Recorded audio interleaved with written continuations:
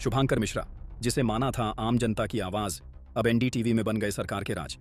क्या वही मिश्रा अब भी बोलेगा खुलकर, या फिर कैमरे के पीछे सब कुछ होगा ढुलमुल? लाखों लोग ये सवाल पूछ रहे हैं, क्योंकि एनडीटीवी अब वो एनडीटीवी नहीं रहा जो कभी सत्ता से डरता नहीं था। अब एनडीटीवी अडानी ग्रुप के पास है, और यही वो बात है जिसने लोगों को सवाल पूछने पर मजबूर कर दिया। पहले बात करते हैं एनडीटीवी की। एक जमाना था जब एनडीटीवी पर आने से सरकार के प्रवक्ता कतराते थे, क्योंकि सवालों में धार थी और एंकर के पास चिल्लाने नहीं, जवाब मांगने का हक था। लेकिन अब एनडीटीवी का मालिकाना हक अडानी के पास है।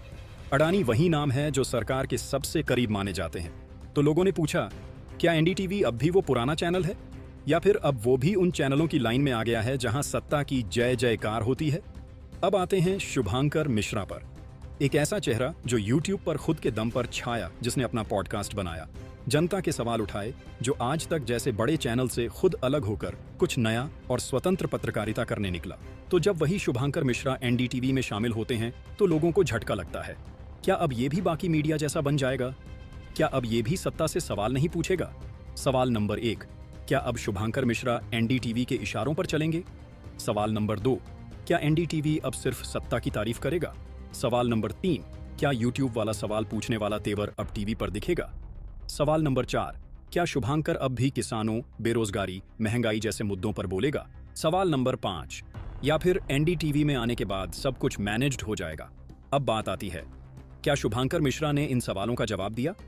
तो सच ये है दोस्तों, अब तक उन्होंने इन सवालों का सीधा जवाब नहीं दिया।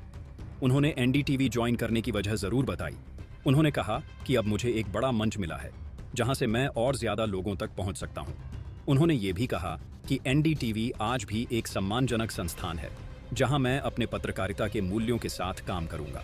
लेकिन ये बात उन्होंने नहीं कही कि क्या एनडीटीवी में रहकर वो सरकार से सवाल पूछ पाएंगे या नहीं। अब सवाल ये है, क्या एनडीटीवी अब वो मंच है जहां से सत्ता से सवाल पूछे जा सकते हैं? क्योंकि एनडीटीवी अब अडानी ग्रुप के पास है, और अडानी का नाम जब जब सामने आता है तो सवाल भी उठते हैं। क्या उसके चैनल पर अडानी पर रिपोर्टिंग हो सकती है? क्या वहां प्रधानमंत्री की आलोचना हो सकती है? और यहीं से शक शुरू होता है। अब शुभांकर मिश्रा ने अभी तक एनडीटीवी पर शो नहीं शुरू किया है, ना ही किसी इंटरव्यू में इन सवालों का जिक्र किया है। तो दो बातें हो सकती हैं। एक, या तो वो वक्त का इंतजार कर रहे हैं जब उनका शो शुरू होगा और वो दिखाएंगे कि मैं आज भी वही हूं। 2, या फिर वो अब वही बोलेंगे जो एनडीटीवी चाहेगा, यानी ना ज्यादा तीखे सवाल, ना कड़े शब्द, सिर्फ वही जो ऊपर से पास हो। जनता का भरोसा बहुत कीमती चीज है। शुभांकर मिश्रा ने अपने यूट्यूब चैनल पर लाखों लोगों का भरोसा कमाया। अब एनडीटीवी में जाकर क्या वो उसी भरोसे को बनाए रख पाएंगे? क्योंकि मंच बदलने से भाषा, सोच और स्क्रिप्ट पर भी असर पड़ता है। बोलने की आजादी थी जब चैनल था अपना, अब मालिक कोई और है तो तेवर भी बदल सकते हैं ना। तो दोस्तों, सच ये है, आज शुभांकर मिश्रा के बारे में ये कहना जल्दबाजी होगी कि वो गोदी मीडिया बन गए हैं, लेकिन सवाल उठाने वालों का शक भी गलत नहीं है।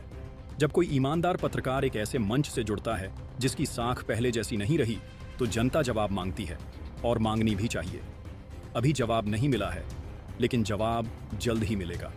या तो एनडीटीवी पर वो वही सवाल पूछेंगे जो यूट्यूब पर पूछते थे, या फिर एनडीटीवी उनकी आवाज को धीरे धीरे धीमा कर देगा। एनडीटीवी गया है, मंच बदला है, पर क्या आवाज भी बदलेगी? शुभांकर की नीयत पर नहीं, एनडीटीवी की नीयत पर भरोसा करना मुश्किल है। अब ये तो आने वाला वक्त बताएगा कि शुभांकर मिश्रा एनडीटीवी में भी जनता की आवाज बन पाते हैं या नहीं। अगर आप भी इस सवाल का जवाब जानना चाहते हैं तो इस वीडियो को लाइक कीजिए, कमेंट में लिखिए, हमें जवाब चाहिए शुभांकर, और चैनल को सब्सक्राइब कीजिए। क्योंकि गोदी मीडिया से सवाल पूछना बंद किया तो सच बोलने वाला कोई नहीं बचेगा। जय हिंद, जय भारत। सवाल पूछिए, डरिए मत।